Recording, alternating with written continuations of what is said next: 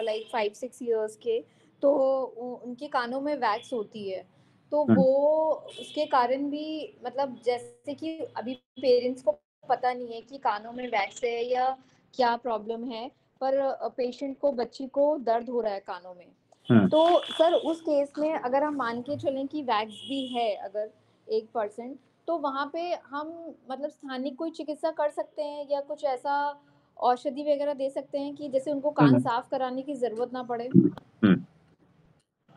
तो ये जैसे जो सर मैंने कान, एक केस में हाँ, तार तेल डाला था, बट उसका मुझे कुछ इफेक्ट आया नहीं सर। हाँ, सुन। हम्म, तो कान जो है वो अगर उसकी रचना देखी जाए तो कैसी है, देखो कि अंदर से बाहर जो है स्लोप है, ठीक है, कान को, और शंकु आकार का है। तो इसका मतलब क्या है कि एक्स्ट्रा जो वैक्स होने वाला है, जो भी कुछ ये होने वाला है, वो बाहर ही आने वाला है। जब आप बात करोगे, पानी जाएगा तो वैक्स अंदर ही आता है। फिर भी बहुत वैक्स किस में होता है, बहुत मल किस में आ जाता है, जिन्होंने मांसोतुष्टिकर आहार विहार अगर किसी ने किया या फिर उस प्रकार का आहार विहार हो, तो वैक्स ज़्यादा बनने लगता है। ठीक है। अब कर्णपूरण क्यों बोला है? कर्णपूरण जो है वो बच्चों में भी किया जाता है। हाँ, अभी महाराष्ट्र में तो करते ही है, छोटे बच्चों में के कान में भी तेल डालते हैं। जब अभ्यंग करते हैं ना बच्चों को, तो कान में भी तेल डालते हैं। ठीक है। तो अब ये जो वैक्स है, ये वैक्स जो है वो ऑयल ऑयल सॉल्युबल है। ऑयल में ये हो जाता है। ठीक है। और जब आप वो गरम तेल, सुखोष्ण तेल अगर वो डालोगे, तो वो वैक्स जो है पतला होकर निकल ही जाता है बाहर। हम्म। गलतियां कहाँ होती है कि कई गांव की औरतें या फिर कई औरतें ऐसे ही टाइम पास करके वो पिन डाल के वो वैक्स निकालने की कोशिश करती है या फिर ऐसा कुछ करती है। तो क्या हो जाता है, वो वैक्स जो है अंदर की तरफ ढकेल दिया जाता है। हम्म। तो जनरली जो है वो वैक्स बाहर ही निकलता है। भगवान ने इतना शरीर अच्छा बनाया है, तो ऐसे ही छोटी मोटी गलती वो करेगा नहीं कि होल है और वहां वैक्स जा रहा है, कान बंद होगा, ऐसे नहीं होता। तो इसलिए कर्णपूरण और ऐसी चीजों से जो है वैक्स पूरा निकल जाता है। पहली बात तो वैक्स रहना चाहिए। हम्म। हाँ, ठीक है। वो मल है और वो रहना चाहिए। उसका काम ये है कि कान जो है वो अपना वात का अवयव है, वात का स्थान है ना, श्रोत्रास्ति स्पर्शेंद्रियम। तो वो चिपचिपा रहना चाहिए, ऑयली रहना चाहिए, वहाँ स्निग्धता रहनी चाहिए ताकि वात प्रकोप ना हो। दूसरा दूसरा रीजन ये है कि वो वैक्स जो है उसको वो उग्रगंधी रहता है, वो विषयुक्त रहता है वैक्स। तो कोई कीटक या फिर कोई चींटी अगर कान में गई तो वो उसका स्मेल सूंघ कर ही वो बाहर चली जाती है। ठीक है। तो वैक्स रहना चाहिए। बहुत बार क्या करते हैं बच्चों का या फिर बहुत लोगों का ऐसा रहता है कि कान पूरा का पूरा साफ कर देते हैं। यहाँ से देखा जाए तो टिम्पैनिक मेम्ब्रेन पूरी की पूरी विजुअलाइज, पिक्चर के पर्दे की जैसी पूरी पूरी विजुअलाइज होती है। ऐसे नहीं होना चाहिए। ठीक है ना। वैक्स रहना ही चाहिए कान में। हम्म। पर ये धूल मिट्टी जाने के बाद वो वैक्स का ये क्या हो जाता है, रुक्षता आ जाती है। इसलिए तो कर्णपूर्ण है ना। और कर्णपूरण क्या है कि आप अभ्यंग तो नित्यमाचरित, अभ्यंग रोज करना ही है। अगर वो नहीं किया तो शिरा श्रवण पादेशु, तो एटलीस्ट पैरों को, कान में तो तेल डालना ही चाहिए। इसका मतलब कर्णपूरण रोज होना चाहिए। क्यों? क्योंकि वो वात का स्थान है, वहां पे तेल रहना ही चाहिए, जाना ही चाहिए। ठीक है ना। तो बच्चों में अभी पहले तो सभी करते थे, अभी भी लोग काम अभ्यंग करते समय बच्चों को कान में तेल डालते हैं और पूरा ऐसा हिलाते हैं, तो वैक्स वो पूरा डिजॉल्व होकर बाहर ही आता है। और बच्चों के कान देखे तो बाहर ऐसा वैक्स आया रहता है। ठीक है। ड्रेनेज जैसा। तो ऐसा किया तो कुछ नहीं होता। हम्म। यस सर, पर अब जैसे जिन बच्चों ने ये नहीं किया हुआ है और कर्णबूथा की संप्राप्ति बन गई है, तब हाँ, तो क्या करें कंडुओं उसमें? की संप्राप्ति दो वजह से बनती है। एक कृमि के वजह से बनती है, और पूरा कान ड्राई ड्राई होने के बाद वृक्ष गुण से भी बनती है। ठीक है। तो इसीलिए तो कर्णपूरण करना है। स्निग्धता, अब आप अगर, हाँ, वैक्स का पूरा पत्थर बन गया है, तो रोज तेल डालने के बाद वो पूरा पत्थर डिजोल्व हो जाता है। ठीक है। तेल सुकोष्ण होना चाहिए, और पूरा अगर डिसइंफेक्टेंट अगर किया आपने, स्टरलाइज किया, तो और भी अच्छा। हाँ, और एक बार अगर गर्म ही कर लिया और वो ठंडा कर लिया तो स्टरलाइज करने की जरूरत भी नहीं है। तो ऐसा तेल अगर डाल दिया जाए तो वो डिजोल्व ही हो जाता है वैक्स। हम्म। बिना कुछ दर्द दिए कान को वो वैक्स जो है निकल जाता है। अब सॉलिवैक्स में क्या है, जो मॉडर्न के लोग यूज करते हैं सॉलिवैक्स, सॉलिवैक्स में क्या है, टर्पेंटाइन है ना, देवदारू का तेल है, तेल ही है ना। Yes sir. हाँ, तो वैक्स को सॉलिडिफाई करने के लिए ऑयल ही चाहिए, हाँ? तो हम क्या करते हैं, तेल डालते हैं ना, तो उससे वो ये हो जाता है, और एक बार 2-3 बार, अभी देखो आप ईएनटी के पास गए और पूरा वैक्स से भर गया कान, वो डायरेक्ट से साफ नहीं करता, वो बोलता है पहले ये सॉलिवैक्स डाल दो, है ना? 3-4 दिन बोलता है, फिर वो जैसे वो पतला हो जाता है, वो इंटैक्ट वैक्स निकल जाता है, फिर वो क्या करते हैं, निकालने की कोशिश करते हैं, ऐसे ही रहता है ना। तो यही है सब कुछ, ठीक है। तेल ही डालना, कर्ण पूरण करना ही करना है, कर्ण पूरण संस्कार है, करना ही है, बच्चों में तो करना ही है, ठीक है। वो बोलते हैं इन्फेक्शन होता ही होता है, कुछ नहीं होता, अभी तक इतने सालों से कर रहे लोग, किसी को नहीं इन्फेक्शन हुआ। अभी बाधेरिया ज्यादा दिख रहा है, अभी खालित्य ज्यादा दिख रहा है, अभी अभ्यंग किए करते नहीं लोग, बालों को तेल नहीं लगाते, सिर को तेल नहीं लगाते, और फिर इसलिए अभी चश्मे ज्यादा लगते लोग, बच्चों को छोटी उम्र में चश्मा लगता है, छोटी उम्र में बाल काले हो, सफेद होना, हाँ, गिरना, ये सब दिख रहा है। क्यों? क्योंकि ये चीजें बंद हो गई है, अभ्यंग बंद हो गया है, सिरो अभ्यंग बंद हो गया है, हाँ। ठीक है ना। हमारे यहाँ हमारे टाइम पे अभी भी गांव में इतना तेल लगाते बच्चे के सिर को कि वो पूरा तेल जो है मुख पे आ जाता है ना। और अभी जो है तेल नहीं लगाना, ये नहीं लगाना, वो नहीं लगाना कर देते, फिर बाल खराब हो जाते हैं, आंखों की दृष्टि कम हो जाती है, हाँ, बहुत ही कम उम्र में सुनाई कम देता है, ये सब चीजें दिखती है ना। तो सर ऐसा 5-6 साल के बच्चों में मतलब एलोपेशिया जैसी संप्राप्ति कैसे बनती है सर? और आजकल तो शुरू में बहुत से सारे बच्चे बनेगी। ऐसे भी आते हैं कि हम्म 6-7 साल के हैं और उनके सर के सारे बाल सफेद हो रहे हैं सर। तो यही बोल रहा हूँ ना मैं। सिरो अभ्यंग करना, सिर को तेल लगाने जरूरत है। सिरो अभ्यंग के फलश्रुति में क्या दिखा दिया है कि ऐसे लोगों को कभी पालित्य या फिर कभी शिरो रोग नहीं होंगे, इतना उसकी महत्ता है। पर हम रोज तेल लगाते हैं क्या? नहीं लगाते, कभी कभार लगाते। जिनको मालूम है वैद्यों को, वो भी कभी कभार लगाते। लगाना क्या है? रोज लगाना है, एटलीस्ट रोज लगाना है। शरीर को नहीं लगाया तो भी सिर को रोज लगाना है, पादाभ्यंग रोज करना है, कर्णपूरण रोज करना है। पर हम ही नहीं करते, ऐसा होता है। तो क्या होता है अगली पीढ़ी में, और फिर वो केश के बीज जो है वो कम हो जाते हैं। फिर जो संतान होगी तो उसमें वो बीज अवयव की दृष्टि रहती है पहले से ही, क्योंकि माता पिता के 2 जनरेशन ने कभी तेल ही नहीं लगाया रहता है, अस्थि धातु की सारता बहुत कम हुई रहती है ना। तो फिर उसके इसके बाल आएंगे वो ऐसे आएंगे, फिर उसमें करेक्शन नहीं कर सकते हम, क्योंकि ये बीज दृष्टि होती है फिर, है ना। काफी हद तक करेक्शन होता है, पूरा नहीं होता, है ना। 5वीं 6ठी कक्षा के बच्चों में पालित्य दिख रहा है ना, बराबर है ना। तो ये सब पूरी बीज दृष्टि रहती है ना। ऐसा है, यस अभ्यंग सर। इसलिए करना है। आज की ये जनरेशन ने अगर अभ्यंग अच्छे तरह से किया तो उसकी त्वचा तो उसका अस्थि धातु अच्छा होगा, उसका उसके मांस धातु अच्छे होंगे, उसमें वात प्रकोप के लक्षण दिखेंगे। ये सब जो परिवर्तन है, ये सब संस्कार है, ये सब संस्कार उसके बीज पर जाएंगे। सिर्फ अस्थि धातु नहीं होगा अच्छा होगा, फिर उसका जो अगला जनरेशन है उसका भी अस्थि धातु अच्छा होगा, क्योंकि पिछले पहले जनरेशन ने ये सब कुछ किया है। ये इसलिए दिनचर्या सिर्फ हमारे लिए नहीं, हमारे लिए तो है ही, पर अगले अगले जनरेशन भी इसके फायदे उठाएंगे, है ना।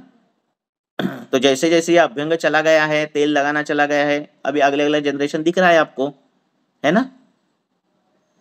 तो इसीलिए अभ्यंग जो है उसके फायदे अगर देख अलग अलग ग्रंथों में देखे तो उसमें क्या क्या है कि अस्थि धातु, अस्थि अच्छा होता है, मांस अच्छा होता है, मेद कम हो जाता है, ये तो है ही।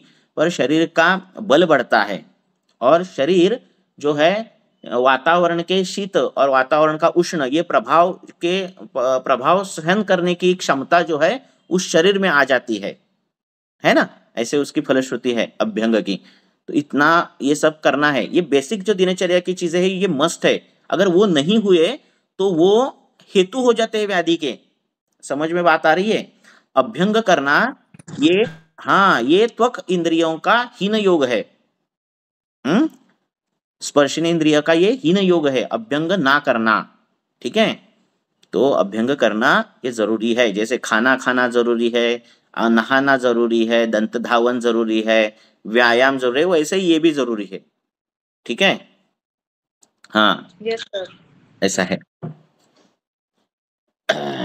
और तो इसीलिए ये मतलब आयुर्वेद की ट्रीटमेंट है ना, ये नहीं है हमारा, ये तो कर्तव्य है ही, ये तो करना ही है। पर एजुकेट जितना करना कर सके हम उतना अच्छा है। नहीं तो क्या होगा, अगले जनरेशन छोड़ दो, अगली वैद्य की पीढ़ी आने वाली है, वो भी व्याधि लेकर ही आएगी, हाँ। वो भी वैसे ही सारहीन आएगी। क्यों? क्योंकि उनके माँ बाप ने वो ऐसे नहीं किया होगा, है ना, दिनचर्या ऋतुचर्या पालन नहीं की हो। इसीलिए एजुकेट करना ये महत्वपूर्ण काम है हमारा। हाँ, व्याधि मुक्त करना तो है ही। हम्म, है ना। जितना लोग बोलते हैं कि तेल नहीं लगाना, उतना आपको बोलना है कि तेल लगाना है ना। जितना लोग बोलते हैं कि कान में तेल नहीं डालना है, उसको इतना आपको बोलना है कि कान में तेल डालने के फायदे बोलने हैं। कर्ण पूरण के फायदे कितने हैं, है ना, बहुत है। हाँ, शिरोगत वात रोग वहां से रुक जाते हैं। हाँ, हनुस्तंभ यहाँ वो मैंडिबुलर जॉइंट और उनके जो है वो ये रुक जाते हैं। हाँ, कांति तेजस्वी हो जाती है। फायदे ही फायदे हैं, है ना। कभी कभार कुछ तो इन्फेक्शन हुआ रहता है, किसी ने तो ऑयल डाला रहता है, वो इन्फेक्शन पर इन्फेक्शन पहले से ही बढ़ा रहता है, फिर डॉक्टर बोलते हैं अरे ये ऑयल से बढ़ गया, ऐसी हो जाती है केस। ठीक है, और फिर ऑयल को बदनाम किया जाता है। ऐसे कुछ इन्फेक्शन नहीं होता। हाँ, हम कितने सालों से कान में तेल डाल रहे हैं, अभी नहीं इन्फेक्शन हुआ, तो इनका कैसे होता है ना। ऐसा कुछ नहीं होता। ठीक है, इनके एंटीबायोटिक से, इनके अलग अलग दवाइयों से रोज के साइड इफेक्ट है, हजारों साइड इफेक्ट है, उन पर नहीं बोला जाता। और कभी कभार किसी को वो ऑयल का इन्फेक्शन हुआ रहता है या फिर पहले से ही इन्फेक्शन हुआ रहता है और वो ऑयल पर सब कुछ ये जाता है। तो ऐसे नहीं होता। इसीलिए कर्ण पूर्ण करना कितना महत्वपूर्ण है। शिरो अभ्यंग, अपना शिरो अभ्यंग, सर्वांग अभ्यंग कितना इंपॉर्टेंट है, बच्चों को ये बताना पड़ेगा। हाँ, और ये हमारे जनरेशन के लिए नहीं, अगले जनरेशन के लिए भी है। इस सभी आप जो कुछ कर रहे हो, जो भी जो जो संस्कार कर रहे हो, सुबह से स्नान से लेकर, कई लोग है खाना खाते हुए बाद में स्नान करते हैं, चाय पीते हुए बाद में स्नान, ये वो खुद का तो शरीर खराब करते ही है, ये बीज दृष्टि के भी हेतु है। बाद में होने वाली जो जनरेशन है उसमें वो उस अवयव की बीज दृष्टि दिखती है और फिर बोलते हैं ऐसे कैसे हुआ, ऐसे कैसे हुआ। कार्य कारण भाव है। एक तो कर्म, जिस कर्म से हुआ, नहीं तो अपने पैर पर आपने खुद पत्थर मारा है ना। बराबर है ना। तो इसीलिए वो पहले के जमाने में देखो, लड़कियां लड़के देते समय वो ये देखते थे उनकी वो बाप दादा क्या करते थे, वो कैसे थे, वो किस इसका ये उसका ये भी एक था कि उनके तौर तरीके, उनकी आदतें ये इसके अनुसार है क्या। ताकि वो बीज दृष्टि उस लड़की में लड़के में ना आए, है ना। तो ऐसा है। ओके।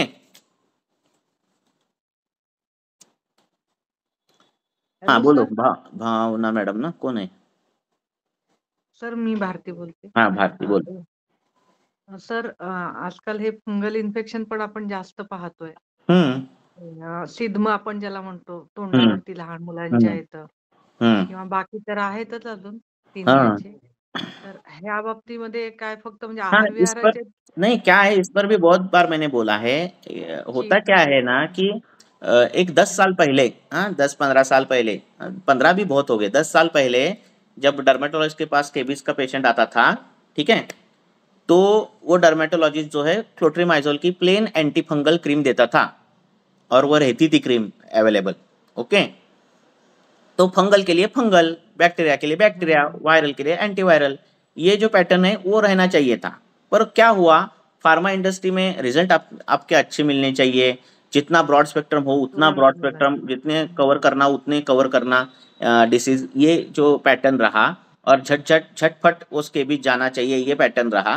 तो पहले 10 साल के पहले अगर वो स्केबिस का पेशेंट आता था तो उसने वो क्लोट्रामाइजल लगाया, नहीं तो करंज तेल लगाया, नहीं तो नींब तेल लगाया, तो उससे वो जाता था स्केबिस। ठीक है, पहले के ज़माने में तो साबुन और हाइजीनिक इतनी कंडीशन नहीं थी कि सेवलॉन डालो, डेटॉल डालो पानी में, फिर भी हर एक की स्किन अच्छी रहती थी। हाँ, स्केबिस जैसे बीमारियां बहुत लोगों को नहीं रहती थी। फिर क्या हुआ, ये कंपनियों ने क्या किया, लालसा के कारण उसमें सिर्फ क्लोट्रामाइजोल नहीं, उसमें फिर बिक्लोमेथोजोन डाल दिया, है ना, उसमें फिर जेंटामाइसिन डाल दिया, तो उसमें एंटीबैक्टीरियल भी आ गया, स्टेरॉयड भी आ गया, सभी आ गया।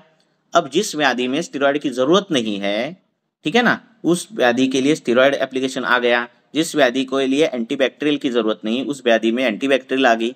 अब हो गया क्या, तो वो बैक्टीरिया जो है, फंगस जो है, उसमें रेजिस्टेंस आ गया, वो और ताकतवर हो गए। ठीक है ना। तो पहले हां. जो क्लोट्रीमाइजोल का एक डोज से और एंटी फंगल की जो ये टैबलेट है उसके एक सिंगल डोज से जो स्केबिस जाता था 4 दिन में, वो स्केबिस अभी सालों साल नहीं जाता, है ना। ये 10 साल में इतनी हां. बड़ी हमने क्या की, अचीवमेंट की। ठीक है ना। आप क्लोट्रिमाइजल दो, बिक्लामेथाजोन दो, लोशन लगाओ, ऊपर आयुर्वेदिक का गजकर्ण मलम लगाओ, नींबू तेल लगाओ, वो क्या होता है, वो किसी को भाव ही नहीं देता है ना। वो बोलता है मैं तो जाने वाला है ही नहीं, थोड़ा फिर हेतु हो गए वापिस से हो जाता है ना। तो अभी हमारा काम क्या है, पहले तो लोगों को बोलना है कि ये पहले स्टेरॉयड एप्लीकेशन ये जो है वो नहीं लगाना है।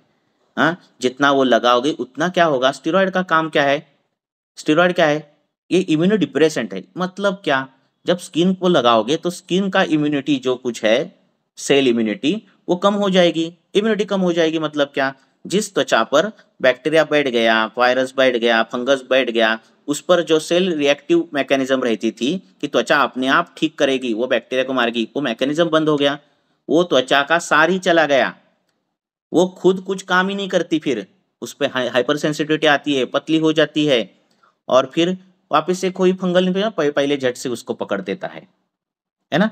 तो पहला हमारा काम है ये एप्लीकेशंस जो है वो पहले बंद करना। हाँ, 2-3 महीने तो एप्लीकेशन बंद करना। फिर दूसरा क्या है, त्वचा है।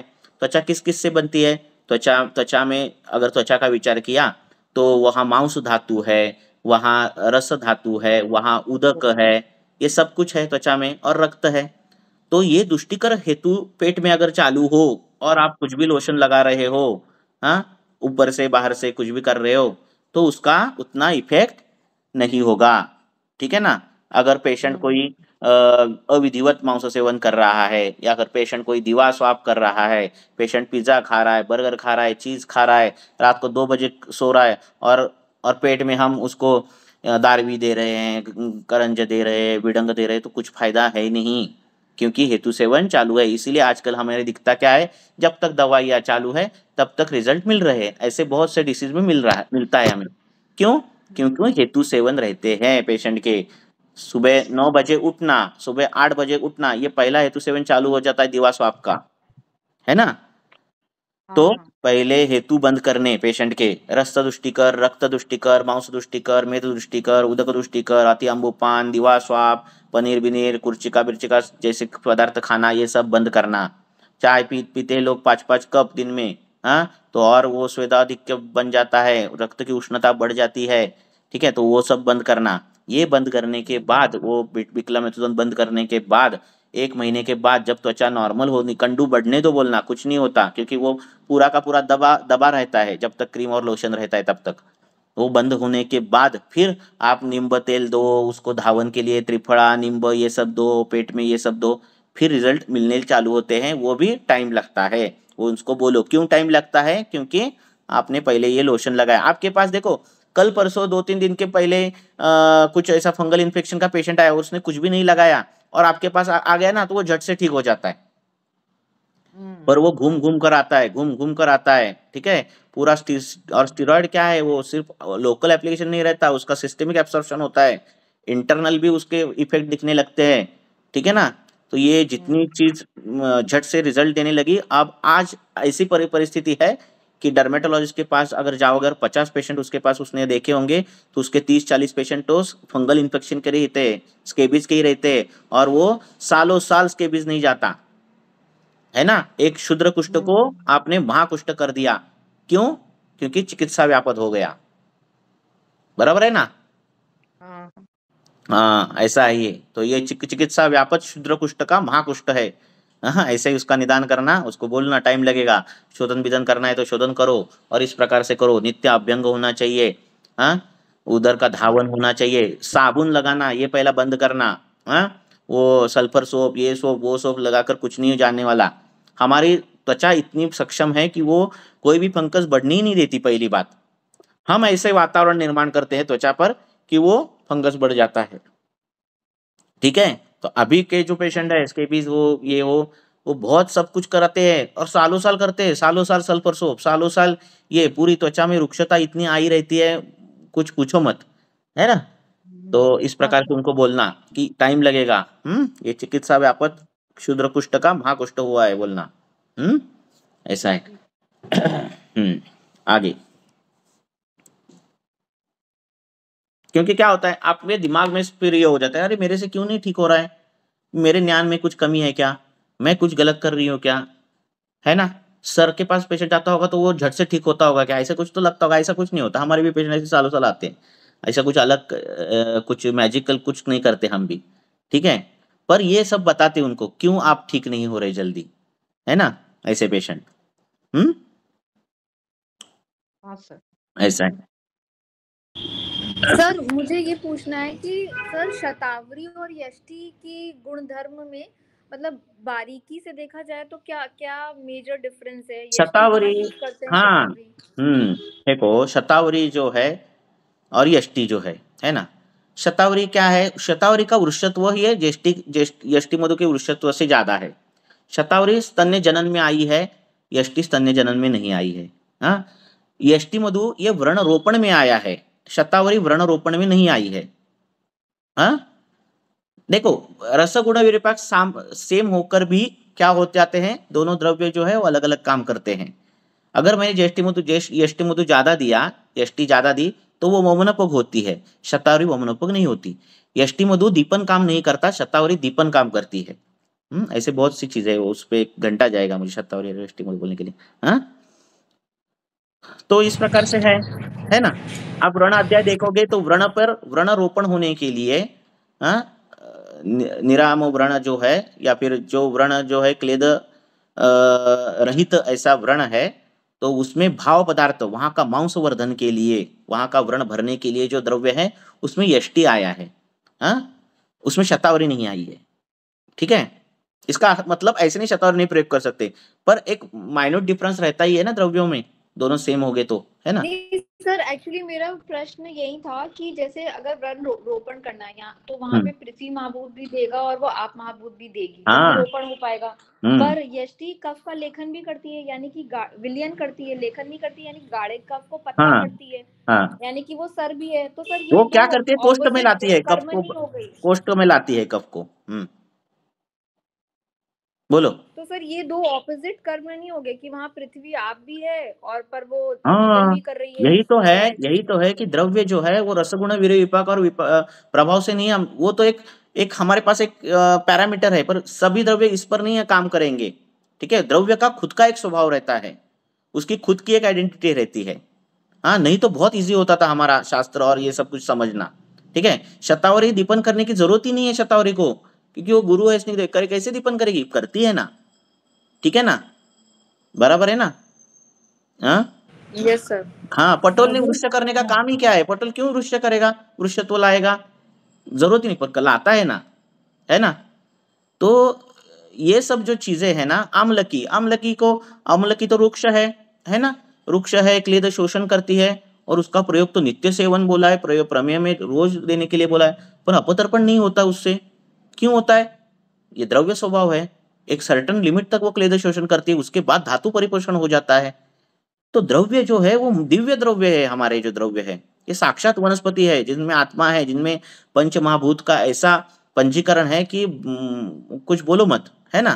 तो ये जो संयोग है वो अलग है ना। जैसे कि दो द्रव्य हमने बनाए और दोनों में सेम पंच महाभूत डाल दिए, हाँ, पृथ्वी बाबा 20%, आप इतना परसेंट, वायु इतना, वैसे बनाए, हाँ, फिर भी दोनों की कार्य ये जो है वो अलग अलग होते हैं।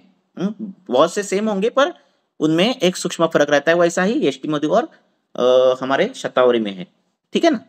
तो आप शतावरी शास्त्र में देखोगे तो आपको शतावरी देखो अलग अलग जगह दिखेगी, यष्टि मधु देखोगे, यष्टि मधु जीवनी में दिखेगा, शतावरी में भी जीवनी में, पर वर्ण रोपण में दिखेगा, हाँ, कंठ में दिखेगा, शतावरी कंठ में नहीं दिखती, है ना। पर इसका मतलब ऐसे नहीं अगर कोई नारे लगाकर आया है, हाँ, कंठ शोष की संप्राप्ति है और कंठ उसका गला बैठ गया है, तो मैंने यष्टि दिया तो काम अच्छा होगा, है ना। यष्टि दिया तो काम अच्छा होगा, शतावरी दिया तो काम अच्छा नहीं होगा, ऐसे नहीं है, पर यष्टि से जो होगा वो शतावरी से नहीं होगा, ठीक है ना। समझ में बात आ रही है ना। Yes sir, yes sir. ऐसा है ना। अब मुझे स्तन्य जनन करना है तो यष्टि से नहीं होगा क्या, होगा ना, पर शतावरी से जो होगा वो यष्टि से नहीं होगा, बने ही वो दोनों सेम हो फिर भी ऐसा है। तो इसीलिए एग्जैक्ट सेम द्रव्य जिसका रसगुण वीर्य विपाक एग्जैक्ट सेम है, फिर भी वो अलग काम करते हैं, यही तो खासियत है, नहीं तो द्रव्य गुण शास्त्र पढ़ के हम डॉक्टर होते थे, ऐसे नहीं होता। ऐसा है। और हो गया डाउट क्लियर?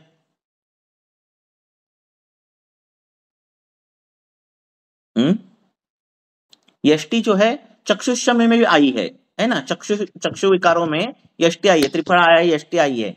शतवरी आई है क्या? नहीं आई है। बराबर है ना? इसका मतलब जहां अक्षिदाह है या फिर इस प्रकार की संप्राप्ति है, धूप से कोई आया है और आंखें लाल लाल हो गई, हमने शतवरी दिया तो फर्क पड़ेगा? पड़ेगा, पर यष्टि से जो पड़ेगा वो शतवरी से नहीं पड़ेगा। बराबर है ना? ऐसा है। और किस में आई है यष्टि? यष्टि किस में और आया है जहां शतावरी नहीं आई है? यष्टि इसमें आया है। कहाँ पे आया है? खालित्य पालित्य में आया है कि नहीं आया है? वर्ण भी है सर। हाँ, वर्ण भी है। हाँ, यष्टि वर्ण भी है, वर्ण भी आया है, शतावरी नहीं आई है। पर शतावरी नहीं करेगी ऐसा नहीं है, है ना? तो ऐसा है। केश में लगाने के लिए आया है यष्टि, और बाकी की त्रिफला और ये सब कुछ आया है, लोह भस्म। वहां ये नहीं आई है, शतावरी लगाने के लिए नहीं आई है बालों को, है ना? पर आपने अगर लगाई तो कुछ गलत नहीं होगा, है ना? पर ऐसा है। यही तो द्रव्य है और यही तो हमें सीखना है। उनके वो जो करते हैं काम उनका, इसीलिए क्या करना, द्रव्य गुण शास्त्र तो पढ़ना ही पढ़ना है। पर चिकित्सा स्थान जो है वो बार बार पढ़ के हमें हर द्रव्य कहाँ कहाँ जाता है पता चल जाता है। एक अमृता ली तो फिर ज्वर में आती है, रक्त वित्त क्रॉस कर देती है, रक्त वित्त में आती नहीं, फिर दूसरे अध्याय में जाती है, वात रक्त में आ जाती है। तो ऐसे ये क्यों जाती है वो देखना। फिर दूसरा द्रव्य, ऐसे हर एक द्रव्य के पीछे पीछे अगर जाओगे तो वो कहाँ कहाँ जाता है उसका ट्रैक पता चल जाता है, उसके बारे में पूरा एंगल हमें पता चल जाता है किसी भी द्रव्य के बारे में। ऐसा है।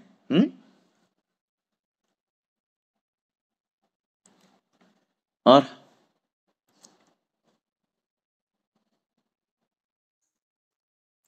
Hello sir. बोलो।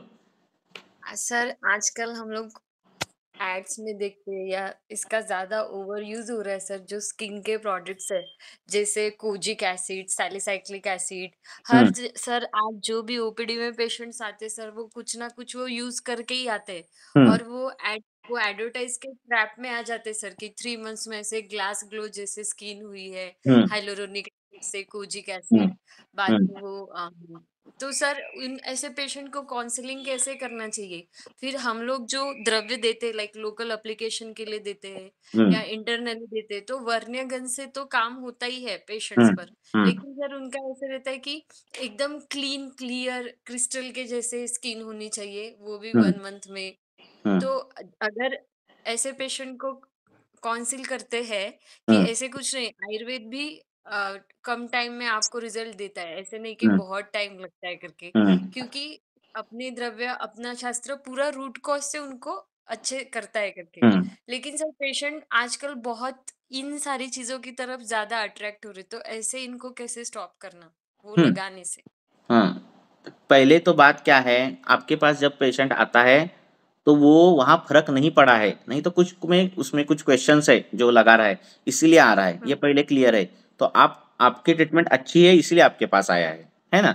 बराबर है ना? उसने हाँ। पहले से ही वो सैलिसिलेट लगाया है, जो भी कुछ लगाया है उसने, हम्म लैक्टोकैलमिन लगाया, ये वो लगाया। तो उनको बोलना हम्म कि अभी अगर आपको ये लगाकर आपको जो अपेक्षित फायदा नहीं हो रहा है, तो हम्म इसका इसका है कि ये आप लगा रहे हो गलत है ना? त्वचा जो है हाँ। बाहर से सिर्फ लेप लगाने से अगर अच्छी होती थी तो फिर क्या है ना, सब कुछ उससे ही होता था। अंदर का रस धातु, अंदर का रक्त धातु, अंदर का मांस धातु, शुक्र धातु, इन पर काम होना चाहिए, ये इनको बताना है। इसलिए बोल रहा हूँ आयुर्वेद को एजुकेट ज्यादा करना है लोगों में। हाँ सर। पेशेंट आपके सामने आने के बाद ऐसा बोलना चाहिए, सर मुझे कल ये आमाजीर्ण हुआ था और अभी ये जो है मुझे कफभूयिष्ठ लक्षण दिख रहे। ऐसा पेशेंट कब बोलेगा? जब हम उसके दिमाग में बार बार ये सब कुछ डालेंगे। या ऐसा नहीं बोल रहा है अभी तक पेशेंट, पेशेंट को पेंटाप्रोजोल समझ रही है, एमोक्सिलिन समझ रही है, पेशेंट को सब कुछ समझ रहा है। हाँ, इंसुलिन का डोज कितना देना, क्या देना, पैंक्रियाज, ये इधर तक समझ रहा है। गांव के पेशेंट वो एंटीबायोटिक क्या है, इसकी गोली क्या है, उसकी गोली क्या है, समझ रहे। क्यों? क्योंकि उन्होंने वो एजुकेट किया पेशेंट को, है ना? इसलिए हमें भी ऐसे एजुकेट करना चाहिए कि पेशेंट बोले हमें, हमारे पास आए कि नहीं मेरा कल मैंने आइसक्रीम खाया था इसीलिए ये मुझे लग रहा है कि ये प्रतिशय उससे हुआ होगा, मैंने कल अति अम्बुपान किया इसलिए मुझे लग रहा है कि प्रतिशय इससे हुआ होगा, मेरा मलावरोध की तक ये कंप्लेंट बहुत है, बहुत दिनों से, इसीलिए मुझे लग रहा है प्रतिशय होगा। ऐसा पेशेंट को भी ये आना चाहिए, है ना? तो इसलिए एजुकेट करना ये बहुत बड़ा काम है। देखो, दवाइयाँ देना, पेशेंट को ठीक करना, इससे तो हमारा अर्थार्जन होगा ही, पर इससे अगर यही हम करते बैठेंगे ना, तो हम बड़े हो जाएंगे, पर शास्त्र कहाँ, तो ये अन्याय होगा शास्त्र पर, है ना? तो इसीलिए स्वास्थ्य से स्वास्थ्य रक्षणम, ये पहला प्रयोजन है ना? तो वो पहला प्रयोजन आना चाहिए, हमें करना। इसलिए एजुकेट करो, ये न तेन माध्यमेन, वो लेख लिखो, वीडियो बनाओ, सोशल मीडिया पे डालो, कुछ भी करो जिस पे आप एक्सपर्ट हो। इस पे जितना आयुर्वेद के सिद्धांत आप सोसाइटी में, जितने आप उसके अंकुर, उसके बीज जब तक नहीं बोओगे, तब तक ये अंकुर नहीं फूटेंगे। नहीं तो क्या होगा, आज का जनरेशन तो चल रहा है, अगले जनरेशन बोलेगी अरे खालित्य क्या करोगे आयुर्वेद में? नहीं, कुछ भी नहीं कर सकते क्योंकि बीज दृष्टि है, ये हो गया। ऐसे इतने कंप्लेंट्स आएंगे, चश्मा लगा है, खालित्य है, पालित्य है, अस्थि शौशिर्य है, कम उम्र में डिजेनरेटिव चेंजेस दिख रहे हैं। 30 साल के बच्चे के एमआरआई में रिपोर्ट में दिख रहा है कि डिजेनरेटिव चेंजेस, ऐसी चीजें आजकल दिख रही है। तो ये सब जो है वो गंभीर है चीज। अगर आज ही हमने ये समाज को ये नहीं किया, तो फिर सभी डिसीज हमारे लिए कष्ट साध्य असाध्य ऐसे ही है। फिर छोटे मोटे डिसीज ही करते बैठना हमें, ऐसा है। तो एजुकेट ही ज्यादा करना लोगों को। जो हम त्वचा पर लगाते हैं वो हम खा सकते हैं। हाँ, हमने अगर यष्टि त्वचा पर लिया तो मैं यष्टि मुंह में गया तो मेरा कुछ नहीं होने वाला, ठीक है? पर वैसे है हाँ क्या? सर। आधुनिक वैद्य ऐसा नहीं है। वो बोलते हैं कि आंखों को छोड़कर लगाओ, है ना, मुंह को छोड़कर लगाओ, बच्चों को दूर रखो इस क्रीम से, ऐसा है, रहता है ना, बराबर है ना? तो ऐसा क्यों है? हाँ पेशेंट को बोलना ऐसा क्यों है, ये मुंह में क्यों नहीं जानी चाहिए क्रीम, ये आंखों में क्यों नहीं जानी चाहिए? क्योंकि ये टॉक्सिन्स है, इसमें इस ऐसे ऐसे मॉलिक्यूल है जो इस प्रकार से है। अगर स्किन को भी लगाया तो स्किन में भी एब्सॉर्प्शन होता है, वो भी ब्लड सर्कुलेशन में मिक्स होता है, उसका भी साइड इफेक्ट दिखता है। लोगों को क्या लगता है, क्रीम लगाई, कोई भी स्टेरॉइड क्रीम लगाई तो उसके क्या साइड इफेक्ट नहीं दिखेंगे, है ना? ऊपर ऊपर हाँ होगा सब कुछ, अंदर कुछ नहीं, ऐसे नहीं होता बोलना। तो ये एजुकेट करना है। और ज्यादातर उनका कोई भी दूसरा शास्त्र बुरा है ऐसा नहीं कभी एजुकेट करना, हम कितने अच्छे हैं वो ज्यादातर प्रेजेंट करना कभी भी, है ना? हाँ सर। हाँ, जो बोलना उनको, देखो मैं अभ्यंग, मैं नहीं कोई क्रीम लगाता, मैं नहीं बालों को कोई ये लगाता, स्प्रे नहीं मारता, ये नहीं करता, डाई नहीं लगाता, कि मेरे बाल कितने अच्छे, मेरी स्किन कितनी अच्छी दिखेगा ना पेशेंट, बराबर है हाँ ना? सर। वो हाँ सामने आधुनिक वैद्य शास्त्र के डॉक्टर के पास जाएगा, हमारे पास जाएगा, बोले अरे ये तो बहुत अच्छा हेल्दी लग रहा है ना, ये तो बहुत ये लग रहा है, तो वो ऑटोमेटिक फॉलो करेगा, हेल्दी जो लोगों को फॉलो करेगा, है ना? इसलिए पहले हमें फॉलो करना चाहिए सब कुछ। ऐसा है। हाँ इसलिए सुश्रुताचार्य वैद्य कैसा होना चाहिए, उसमें प्रिय दर्शना ये सब कुछ लिखा है ना, है ना? हाँ सर। ऐसा है। सर ये अच्छा दिखना मीन्स क्या, गुरुत्व स्किन गोरी होनी चाहिए ऐसा कुछ नहीं है। हाँ, पहली बात ये ध्यान हाँ रखो, ये अभी बहुत प्रोपोगंडा हो रहा है कि स्किन गोरी होना अच्छा है, गोरी होना, ऐसा कुछ नहीं है। हाँ, हमारे जो भगवान है सब वो श्याम वर्ण के थे, और वो सौंदर्यता के प्रतीक है। भगवान रामचंद्र लो, श्री कृष्ण लो, जो भी लो, है ना, ये सब श्याम वर्ण के थे, है ना? सर, फिर कोई कोई पेशेंट ऐसे भी थे मेरे, हम्म ऐसे बताने के बाद बोले लेकिन सारे मेल जो भगवान है वो सारे गोरे होते, लेकिन फीमेल भगवान दुर्गा मैया, राधा रानी, ये सब तो गोरे होते ना, ऐसे नहीं, बोलते ऐसा सर। कुछ नहीं है, ऐसा ऐसा कुछ नहीं है। आप अगर इतिहास देखोगे तो द्रौपदी हाँ द्रौपदी तो बहुत सुंदर स्त्री थी, है ना, जिसके कारण ये सब कुछ हाँ हुआ, है ना? उसका हाँ उसका पर्याय नाम है श्यामा, क्योंकि वो सांवली थी, इसलिए वो सुंदर थी। हाँ ये पहले ध्यान हाँ। तो रखो, सर फिर ऐसे नहीं है। ऐसे हाँ, बोलते कि अंग्रेज आपका अंग्रेज आपका लोग कॉन्फिडेंस। इंडिया में जब आ गए तो उन्होंने बहुत सारे इंडियन लड़कियां और इनसे शादी की, क्योंकि उनको इंडियन ब्यूटी मीन्स जो सांवलापन है और उसमें जो सौंदर्यता है वो अच्छा लगा, और इसलिए उन्होंने शादी की, ठीक है? उसके बाद हमें पता चला अरे गोरा होना बहुत अच्छा है, गोरा होना बहुत ये है, और फिर उस हिसाब से हमारी क्रीम, हमारा सब कुछ जो एडवर्टाइज है, सब कुछ जो उस तरफ चला। हमारे आयुर्वेद में भी कहाँ पर मैं ऐसा नहीं किया कि ये लगाने के बाद गोरा हो जाएगा, ऐसे नहीं है, हाँ कांति अच्छी हो जाएगी, हाँ, निर्दोष हो जाएंगी। नहीं तो बहुत से हम ऐसे गोरे लोग दिखते हैं कि वो गोरे रहते पर वो स्किन नहीं अच्छी रहती, बहुत से काले लोग रहते पर वो काले रहते पर उसकी प्रभा, कांति इतनी अच्छी रहती कि वो बहुत ही अच्छे दिखते हैं, है ना? तो हाँ गोरा काला ये जो है वो भेदभाव नहीं होना चाहिए, हेल्दी रहनी चाहिए स्किन, ऐसे पेशेंट को बोलना कभी भी, हाँ सर।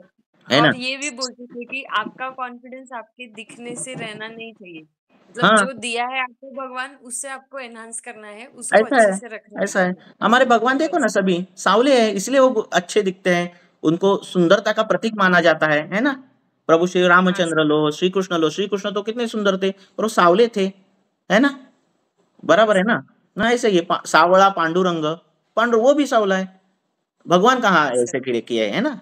ऐसा है। हाँ तो ऐसा कुछ सर नहीं है। आज आजकल सर मतलब सनस्क्रीन लोशन घर में भी लगाओ इस टाइप से बोलते, क्योंकि वांग जो हम ऐसे मेलेजमा या कैसे? वांग के पेशेंट अरे धूप लगनी मतलब चाहिए।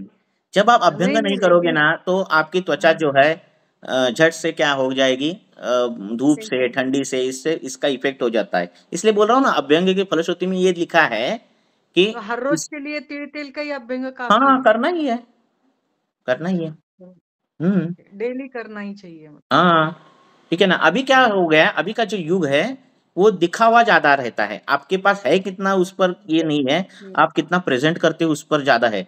तो ये चीज ज्यादा देर तक नहीं जमती। ठीक है ना? बराबर है ना? आज मेकअप लगाओगे और बैठोगे आप कितने दिन में, कभी तो बिना मेकअप से जाना ही पड़ेगा ना आपको बाहर, है ना? तो ऐसा है। हम्म, हम्म। हम्म। अभी ये देखो सर तो जो आदिवासी जनरेशन, वो टांजानिया इधर इधर के उधर लोग है ना रहते, नहीं, लेकिन जिन्होंने सर साबुन, हाँ। आजकल ना ये कोरोना के बाद में आमतौर पे पता नहीं, लेकिन इधर शहर में तो ये मेलेजमा वांग बहुत ज्यादा दिखाई दे रहा है। आपका पॉट और मतलब उसका कारण भी दस यही है ना। 10 में त्वच 6-7 देखो, औरतों सूर्य को का या प्रभाव त्वचा पर झट से कैसे पड़ता है, क्योंकि त्वचा में वो ये सहिष्णुता जो रहती है वो नहीं है उस पे, जो रहनी चाहिए वो किससे प्राप्त होगी, वो अभ्यंग से ही प्राप्त होगी, है ना? टॉलरेंस जो है वो अभ्यंग से प्राप्त, अभ्यंग कोई करता ही नहीं ना। तो क्या मुंह गया, मुंह पर सन ये हो गया तो टैन हो गया, फिर डिटैन करो, यही काम करते हैं, है ना?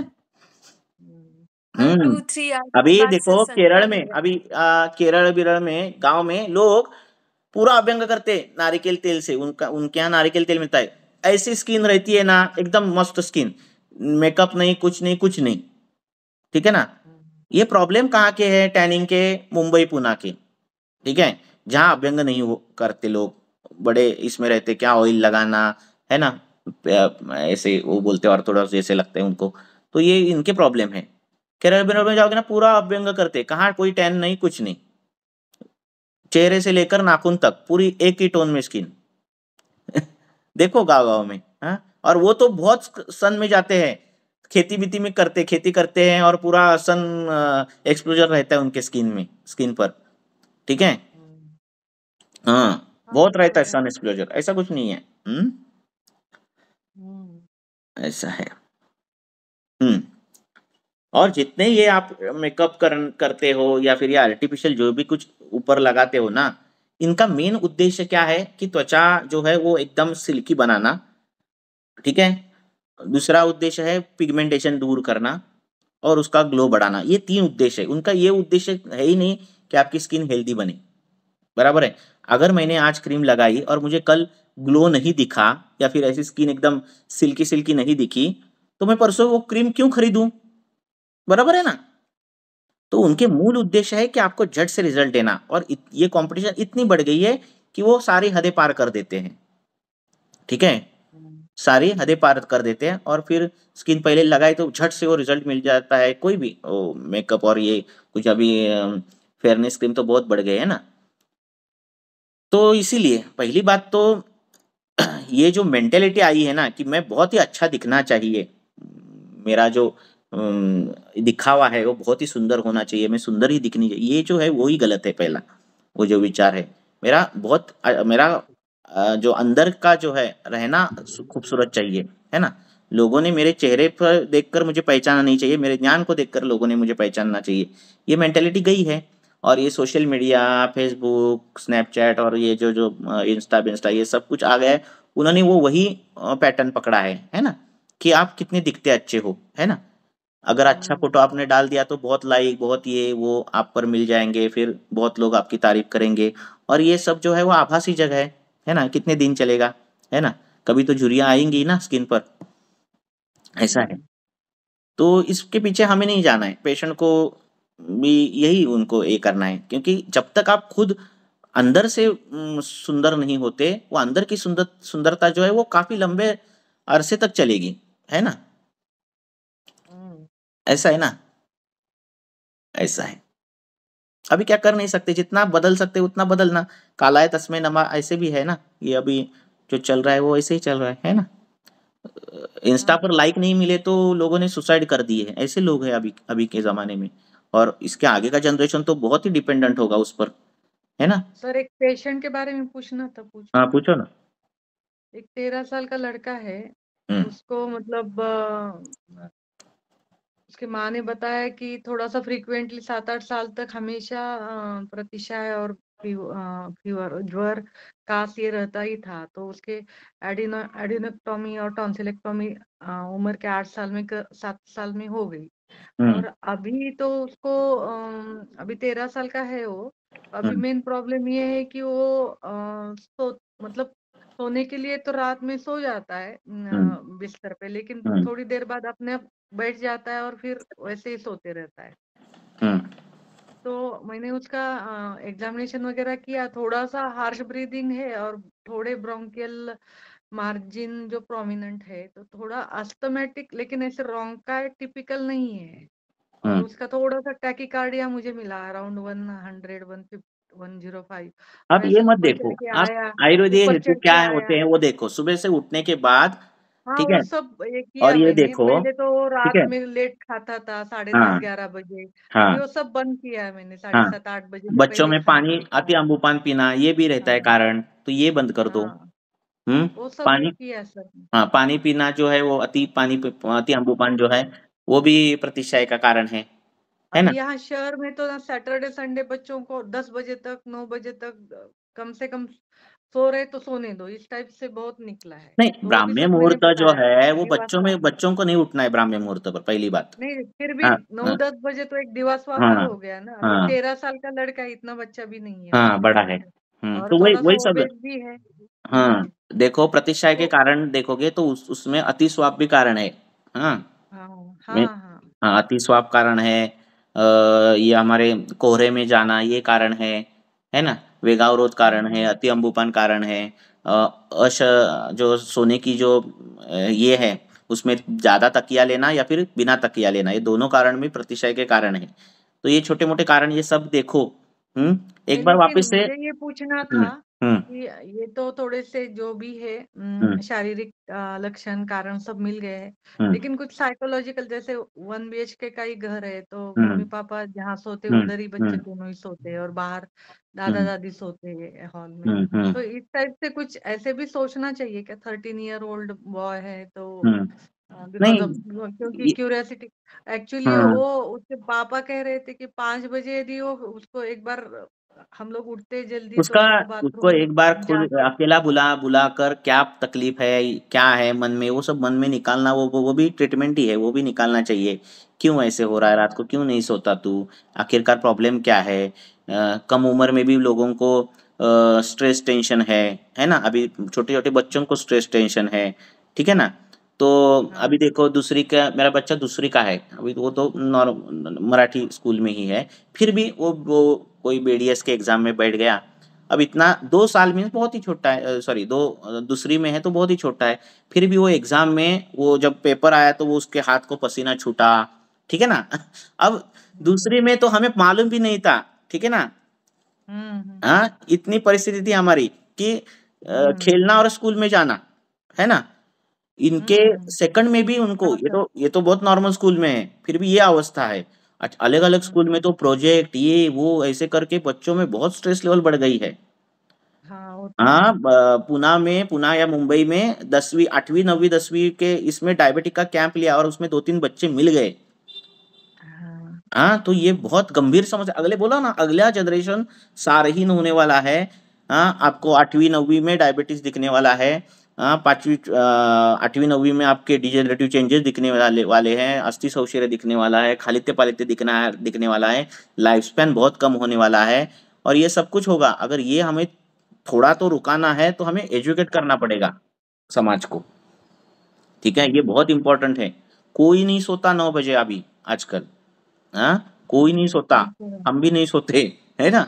बराबर है ना? स्क्रीन टाइम इतना बढ़ गया है, रोज स्क्रीन देखना, हाँ, मोबाइल की, टीवी की, इसकी उसकी, रोज मज्जा मज्जा में परिवर्तन आ रहे हैं। शुक्र दृष्टि अभी से चालू हो गई है, आगे बीज दृष्टि होने वाली है। ये छोटे-मोटे सभी कारण जो है अगली पीढ़ी को भुगतने पड़ने वाले हैं। ठीक है ना? तो बहुत कठिन है ना? ये सब कुछ तो ऐसा है। इसको तो फिर मैं मतलब जैसे श्वास तमक श्वास के हिसाब से, क्योंकि वो ज्यादा यदि ये तो है कि वो ऊपर चढ़ के आए या थोड़ा सा ज्यादा एक्टिविटी करे तो उसका पल्स रेट तो बढ़ जाता है और उसको सांस फूल जाती है, ये तो दिखाई देता है, वो तो है। तो इसको क्या सर तमक श्वास के जैसे ही ट्रीट करना पड़ेगा क्या? हाँ, वैसे ही ट्रीट करना, वैसे ही करना। क्योंकि साइकोलॉजी ये इतना हमें क्या होता है कि ये तो है, पर मानसिक जो चीज़ है अभी बहुत बढ़ गई है। आपके सामने जो पेशेंट अभी आ रहे हैं ना, वो तो व्याधि तो है ही, पर वो मानसिक रुग्ण ही है। बहुत सारे। ठीक है ना? पहले की डेविडसन और उस जमाने में भी उन्होंने ये सब कुछ लिखा है कि साइकोलॉजिकल डिस्फेजिया है, कि उसके कारण ये नहीं होता, अन्न पान ये नहीं होता। तो इतना साइकोलॉजी का इफेक्ट हमारे पचन तंत्र पर, रस पर, इस पर उस पर सब पर गिरता है। अगर वो स्ट्रेस लेवल रोज हो तो हम रोगग्रस्त ही है, ऐसा है ना? तो कैसे स्ट्रेस फ्री रहना चाहिए, ये सब एजुकेट खुद को भी करना चाहिए हमें, और फिर पेशेंट को भी करना चाहिए, है ना? इसके लिए ये हमारा जो तत्वज्ञान है ना, आध्यात्मिक है, और ये सब ये तत्वज्ञान बहुत जरूरी है। ठीक है ना? बराबर है ना? क्षणभंगुरवाद आप पढ़ोगे तो पता चलेगा, अरे ये है कहाँ। आज जिस मैं क्लिनिक में बैठा हूँ, जिस क्लिनिक का मैंने इंटीरियर के लिए इतने पैसे खर्च किए हैं, एक एक पीरियड ऐसा आएगा कि कोई दूसरी पीढ़ी होगी जो मुझे नहीं जानती है ना? वो एप्पल आएगी और ये फर्नीचर तोड़ तोड़ कर निकालेगी, क्या कोई वैद्य था किसी जमाने में और इसने वो किया था, कितना गंदा किया, ये वो करके ये पूरा जो मेरा फर्नीचर तोड़ देगी। ये सत्य है, और ये सत्य स्वीकार होना चाहिए हमें। इतने क्षणभंगुर है जीवन। जैसे पार्थिवादी चीजें बन गई है, पत्थर, मिट्टी, उसी प्रकार हम पार्थिवादी पंच महाभूत से बने हैं। सिर्फ आत्मा आ गया, मन आ गया, ये आ गया, इसलिए हम इंसान हो गए। एक प्राणी हो गए, उसमें से हम इंसान हो गए, बाकी कुछ नहीं है। ये सब पार्थिवादी चीज जो है वो मिट्टी में ही मिलने वाला है, इसी मिट्टी ही होने वाली है। सब मिट्टी से आए, मिट्टी से जाने वाले। ये जो चीज है, ये क्षणभंगुरवाद है, ये सब जो वाद है वो हमें डेली जीवन में ये करनी चाहिए, ताकि स्ट्रेस नहीं आता। बराबर है ना? आज का मेरा प्रॉब्लम कल का इतिहास, कल वही वो इतिहास होता है कि अरे उस समय ऐसा आया था, और हम हंस देते हैं उस प्रॉब्लम पर उस समय हमने स्ट्रेस लिया रहता है, उस समय हमने का क्रोध किया रहता है, उस समय हमने शोक किया होता है, और उस समय हमने दोषों को बिगाड़ा रहता है ना? तो हमारे वाग्भटाचार्य में बोलते ही है, हाँ, आपत्ति में या फिर विपत्ति में किसी पे भी अपना मन जो है वो चित्त स्थिर रखना चाहिए। ये सूत्र स्थान के अध्याय पहले अध्याय में बोला है। क्यों? क्योंकि इनको मालूम है ये सब कुछ आने वाला है आपके भी जीवन में, है ना? नहीं तो वो श्लोक चिकित्सा ग्रंथ में डालने की जरूरत ही नहीं है ना? बराबर है ना? ऐसा है। ओके तो सर। ये करना, और पेशेंट को भी करना। ये जो वो ऐसे पेशेंट रहते हैं ना साइकोलॉजिकल, सिंगल सिंगल बुलाना। अगर देखो कपल्स है तो एक बार वो औरत को बोलना, उसको पूछना, फिर मर्द को पूछना, सेपरेटली पूछना, साथ में पूछना, ऐसे पूछ पूछ कर उनके मन की बात निकाल निकाल कर उनको मोटिवेट कर करके ट्रीटमेंट देना। इससे कुछ दूसरा कुछ ऑप्शन नहीं है। ऐसे कुछ हो तो साइकोलॉजिकल। बच्चों में तो बच्चे इतने अंदर ही अंदर वो विचार, और अंदर ही अंदर ये ले लेकर कुछ बड़ी बीमारियां होती, तब तक पता नहीं चलता कि ये था कारण, ऐसे होता है। साइकोलॉजी शारीरिक तो दिख जाता है ना प्रॉब्लम, पर साइकोलॉजी का प्रॉब्लम दिखता नहीं। इंसान भले ही सामने बहुत ही अच्छा है, एकदम पर्सनैलिटी अच्छी है, सब कुछ अच्छा है ना? तो सुशांत सिंह जैसा भी आदमी सुसाइड करता है ना? वो दूसरा बिग बॉस वाला वो उसने भी किया, तो हार्ट अटैक आया उसको। तो अच्छे अच्छे लोग जो है वो साइकोलॉजिकल इतने अंदर से ये रहते हैं, है ना? तो वो ये हमारी फर्क क्या है, ये यही करना है हमें, है ना? पूछ पूछ कर क्या है। हम्म ऐसा है। ठीक है, चलो और एक लेंगे प्रश्न। हाँ सर। हम्म एक एक पेशंट आहे सर, 63 वर्षाची आहे, 74 वजन आहे, साधारण 80-82 होतं, त्याचं 74 पर्यंत केलंय. 63 काय, आणि फिमेल आहे का मेल आहे? फिमेल हा. फिमेल आहे. हम्म 74 वजन आहे आणि 63 वय आहे, आणि जाणू संधी शूल आहे दोन्ही, आता हम्म 80-82 वजन होतं, आता 74 वर आलंय. बर आणि सायकलिंग करते त्यानंतर थोडंसं जाणूसंधी हम्म कमी आलेलं आहे. हम्म सायकलिंग म्हणजे डेली करते. पाऊण हम्म तास त्यांनी हम्म सांगितलंय कोणी म्हणून. हम्म आणि एक ॲलर्जिक रायनायटिस किंवा शिंका येणे, धूर हम्म असेल किंवा वेगळं काही असेल, की लगेच हम्म शिंका चालू होतात. हम्म सकाळी थंडीमध्ये पहाटे होतात किंवा काही पण हम्म म्हणजे हम्म फोडणी घातली तरी पण हम्म शिंका येतात सटासट हम्म असे. हम्म एक 5-10 मिनिटं, हम्म 5-1 मिनिटं तरी येत राहतात. तर हम्म काय त्याला असं ट्रीटमेंट काय द्यावी? हाँ आणि दम्याचे पण वेग मधनं मग येतात. हाँ ठीक है। हां. तो क्या है, ये वेग क्यों आते हैं, ऐसे एलर्जी आती है, ये हुआ तो एकदम झट से होता है, क्योंकि पहले से ही संचित दोष रहते हैं, है ना। उम्र ज़्यादा है तो वात पहले से ही संचित अवस्था में रहता है, उसको सिर्फ ठंड हवा लगनी चाहिए। हेतुओं को क्या करते हैं, दोष अपेक्षा करते हैं, उनका इंतजार करते हैं, और जब हेतु बल मिलता है तो वो दोष प्रकोप के स्थान में आ जाते हैं। फिर हेतु बंद हो गया तो वापिस वो बैठ जाते हैं, है ना। जब तक हेतु नहीं मिलते अब तक वापिस आते हैं। उसमें करना क्या है, ये संचित दोषों की ट्रीटमेंट करनी है, उनको एक बार बस्ती देनी है ना, क्योंकि घुटनों में दर्द है, ये भी है वो भी है, तो एक बार 60 के ऊपर है तो बस्ती एक बार दे दो। हाँ, बस्ती अगर नहीं दे रहे हो तो अभ्यंग और बाकी की वात दशमूल का काढ़ा 2 टाइम शाम को या फिर सुबह से 2 टाइम दे दो, तो इससे वो जो वेग है वो कम हो जाएंगे। और डिटेल केस हिस्ट्री अगर आमावस्था है तो वो पाचन शुंठी बिंठी देकर वो उसको पाचन कर दो, है ना। तो ऐसे करो, और धूप में जाना तो वो कान और नाक बीक सब बांध कर ही जाना। हाँ, ऐसे उनको बोलो, क्यों, क्योंकि शीत सेवन हो जाएगा और फिर जो दोष है वो प्रकोपावस्था में जाएंगे। तो ऐसे करना उनको। ओके. 60 के ऊपर म्हणजे के, सगळीकडे वातच हाँ, और हाँ 60 के ऊपर है, और जानू में जानू ध्वनि है। देखो अस्थि का वो ब्रूहण अगर करना है तो आपको चंदन बला लाक्षादी तेल या फिर क्षीर सिद्ध कोई तेल या फिर अपना बादाम का तेल, ऐसे तेल रोज लगाना घुटनों को, ये करना चाहिए। चलना दौड़ने से अच्छा साइकिलिंग है, क्योंकि साइकिल पर वो जितना घुटनों पर ज़्यादा स्ट्रेस और ये नहीं पड़ता। हाँ, तो साइकिलिंग करना अच्छा है। हाँ, और ये सब चीज़ें बोलो उनको, ठीक है। गंध तेलाचा काय रोल आहे याच्यामध्ये? गंध तेल गंध तेल वगैरे? अस्थि अच्छा कर देता है, तो उसका सेवन करना अभ्यंतर गंध तेल का। ओके. 3-3 हां, 4-4 अनुलोमन बूंद, म्हणजे 4-4 वै बूंद जो रहते हैं ना, वो रोज लेना सुबह गंध तेल के। भग्न में उसका प्रयोग आया है ना। बोलो। Okay. Best is the abhyanga, best is the basti after 63। और बोलो। छातीला पण याचा तेलाचा मसाज वगैरे, निरगुडी तेल वगैरे हाँ मसाज करून करायचं मग ना, करायचं हां, ना। मग स्वेदन पण करायचं का फक्त हे हाँ, तो पेशेंट कसं आहे त्याच्यानुसार। हृदय स्थान में शक्यतो स्वेदन नहीं करना रहता है। हाँ, पर चालताना दम लागतो, कारण चालताना दम लागतो. हाँ ते नहीं, वजनामुळे असेल असं. हाँ वो किसके वजह से दम लगता है वो देखो। कभी कभी कार्डियक का भी अस्थमा रहता है, हम वो इसका समझ बैठते हैं, है ना, तो वो भी देखना है, ठीक है ना। नाही, नेब्युलायझर घेतल्यावर कमी येतो. हाँ रेस्पिरेटरी फिर पण ठीक है। असेल प्लस हाँ, ब्रोंकोडायलेशन करने के बाद वो कम होता है तो फिर उसके श्वास की चिकित्सा करना। हाँ, पहले वो उसको निर्गुंडी तेल वो इसको लगाओ, गर्म पानी से रोज नहाने के लिए बोलो, इससे वात का वेग नहीं आएगा, है ना, ये करो।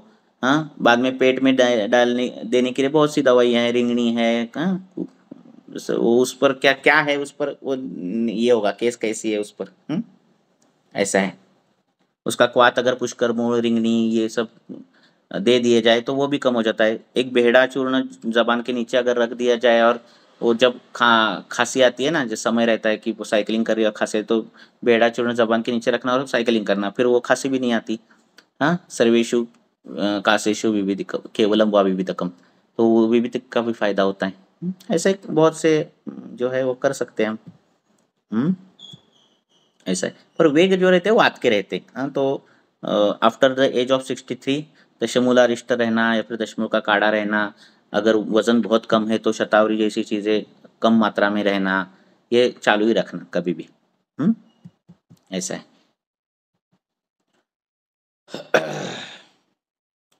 और नमस्ते हाँ बोलो, अब ये लास्ट क्वेश्चन लेंगे हम। जी सर। सर एक पेशेंट है, उसको 8 मंथ प्रेगनेंसी है सर, और उसको उसके प्लेटलेट्स नहीं बढ़ रहे हैं, कोई सिम्टम्स नहीं है सर उसको फिर क्या, फिर मत सोचो। क्या सोचना, फिर कुछ नहीं है तो कुछ नहीं नहीं, देखना। लेकिन सर उसके डाउन होते जा रहे हैं सर, वो अक्टूबर में मेरे पास आई थी, हाँ तब उसके 90,000 प्लेटलेट्स थे। हाँ और उसके बाद नेक्स्ट नवंबर में उसके 85 हो गया, फिर 80 हो गया। आज उसका कराया तो 73,000 प्लेटलेट्स। तो वो क्या बोल रहे हैं, उनको तकलीफ क्या है? सर उसको प्रॉब्लम कुछ नहीं है, बस ये कहती है थकान आठवें थोड़ी सी लगती है हाँ और शाम के टाइम थोड़ी थकान लगती है, बस और तो उसने कोई प्रॉब्लम हाँ नहीं बताई। थकान लगती है तो उसको शतावरी कल्प चालू कर दो। 8वें महीने में लेना चाहिए। अष्टमे अस्तरी भवतोज, वो जो ओज रहता है वो अस्थिर रहता है ना। हाँ जी 8वें महीने में तो ओज अस्थिर है ऐसा समझो, शतावरी कल्प चालू कर दो। हाँ 2 टाइम दूध के साथ, गाय के दूध के साथ।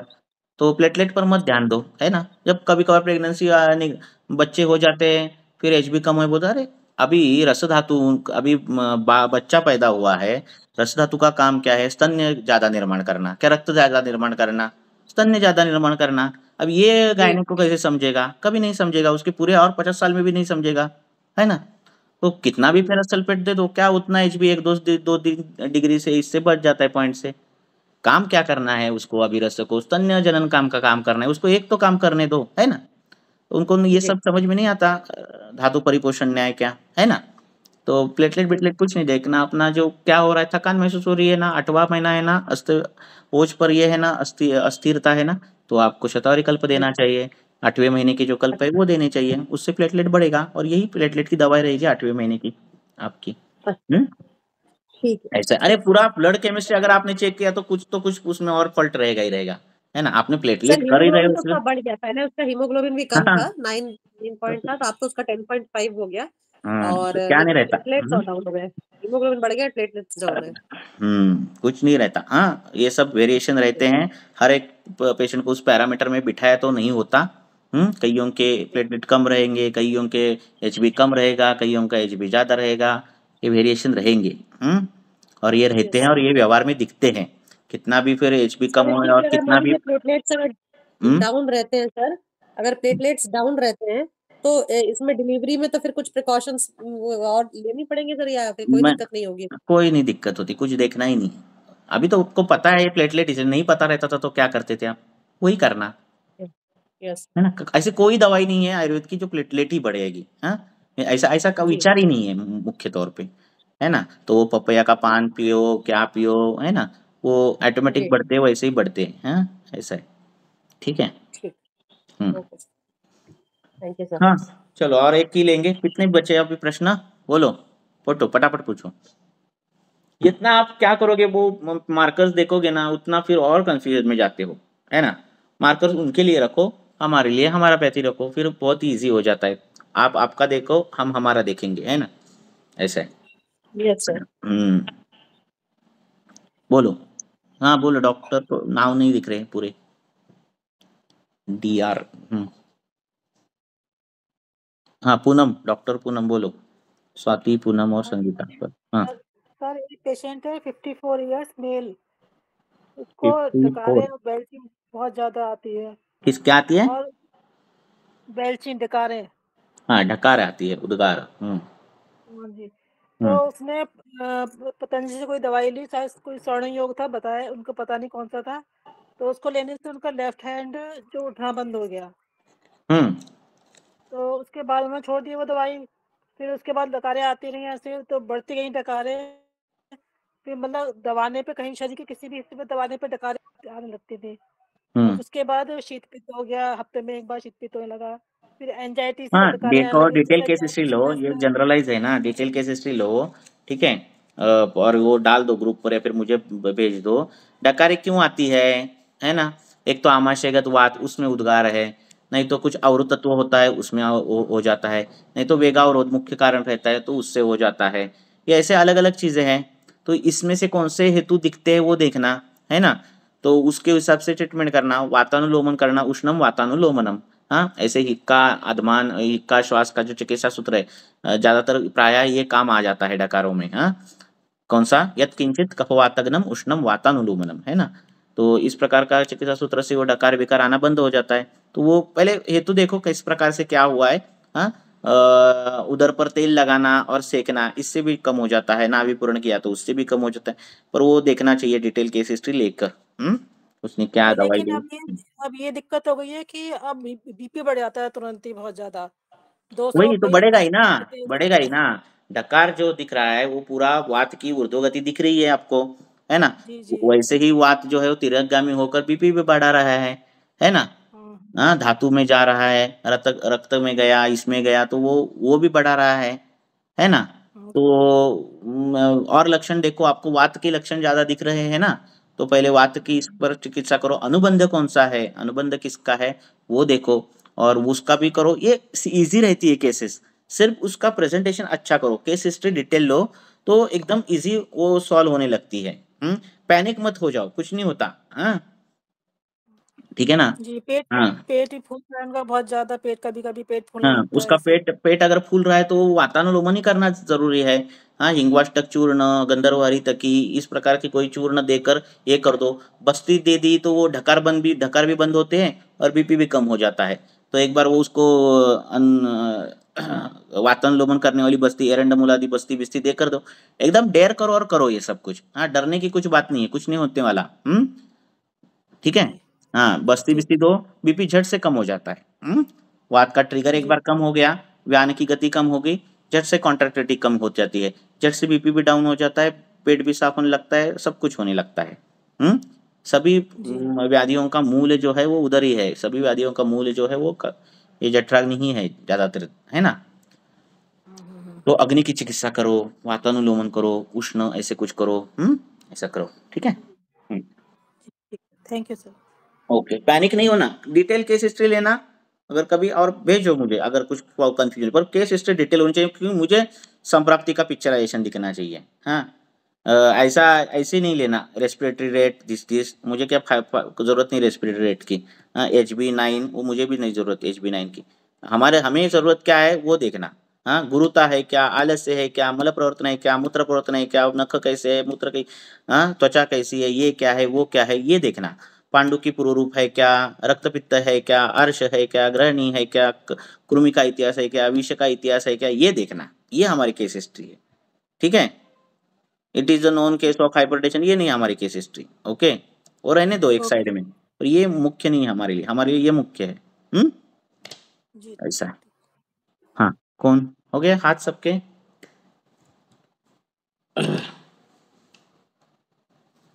हेलो। हम्म, हो गए समाप्त प्रश्न, है किसी के और। ठीक है, आवाज आ रहा है ना मेरा। हाँ हाँ सर। सर। हाँ, ठीक है। हाय शुभम, काय कोई पूछना है आपको शुभम। काय नाही सर, आपलं वाचन केव्हा चालू होणार आहे?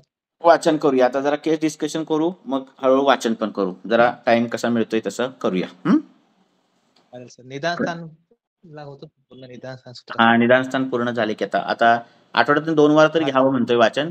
विषय काय होतोय, वाचन घ्यायचं म्हटलं की मला व्यवस्थित बसावं लागतं आणि मध्ये काही ते डिस्टर्बन्स नाही. आज पण मी दोघा तिघांना सांगितलं की 1 तास यायचं नाही आत कोणी, आणि म्हणून मी बसलो. मग असं त्यामुळे जरा वेळ ॲडजस्ट करून करूया. वाचन पण करायचं, आठवड्यातून ॲटलीस्ट 2 वार तरी करायचं. आणि केस डिस्कशन तर आहेच. चालेल. केस डिस्कशनला लोकांना जास्त आवडते, कारण ॲक्च्युअली काय होते, लोकांना बसलं क्लिनिकला की प्रॉब्लेम येत आहेत, है ना. मग आता ग्राउंड लेवलचे प्रॉब्लेम काय आहेत, केस घेणं है ना. त्यामुळे निदान माझं काय म्हणणं आहे की प्रत्येकाने वाचन जितना हर एक ने क्या करना चाहिए कि जितना बाबा मैंने आज ये रक्तपित्त निदान से रहने दो, ये सूत्रस्थान की मैंने ये 12वां अध्याय या फिर 13वां अध्याय के इतना इतना मैंने आधा पेज पढ़ा, हाँ मुझे ये नहीं समझ में आया तो उसका मैं एक्सप्लेन करूंगा, तो ये बहुत ही ईजी हो जाएगा। मैं पेज टू पेज पढ़ना, मुझे देखो मैं ऐसे खुद के लिए पढ़ूंगा तो मैं 2-3 पेज पढ़ सकता हूँ घंटे में, बराबर है ना। पर आपके लिए मैं सिखा कर पढ़ना तो एक ही पेज हो जाता है 1 घंटे में, है ना। तो बहुत लंबा समय लगने वाला है। इससे अच्छा कि आप थोड़ा पार्ट लेना, एक 2 एक पेज का 1/4 पढ़ना, उसमें कुछ नहीं तकलीफें आ गई तो ग्रुप में पूछना। ऐसा अगर होते जाएगा ना तो बहुत ही ईजी हो जाएगा वो सब कुछ। ऐसा है ना, क्योंकि हमने निदान स्थान और ये अपने 12 ईद के लिए हमने करीब 1.5 साल खर्चा किया है। मीन्स 1.5 साल में बहुत बड़ी चीज़ होती है ना। ऐसा है, मीन्स मैंने यूट्यूब के अगर लेक्चर, तो आपने रोज 1 घंटा पढ़े सुने ना, रोज एक लेक्चर 1 घंटा, ठीक है ना, तो आपको 1 साल 1.5 साल जाएगा पूरे लेक्चर सुनने के लिए। इतना मटेरियल उसमें डाल दिया यूट्यूब में, है ना। 1.5 साल लगेगा सभी लेक्चर सुनने के लिए, ऐसा है। रोज 1 घंटा सुने तो फिर, है ना। तो वो बहुत ही अति व्याप्ति तंत्र दोष हो जा रहा है। फिर भी हम पढ़ेंगे, पर साथ में पैरेलल आप भी पढ़ो सब ऐसे, ठीक है। ओके ओके, चलो।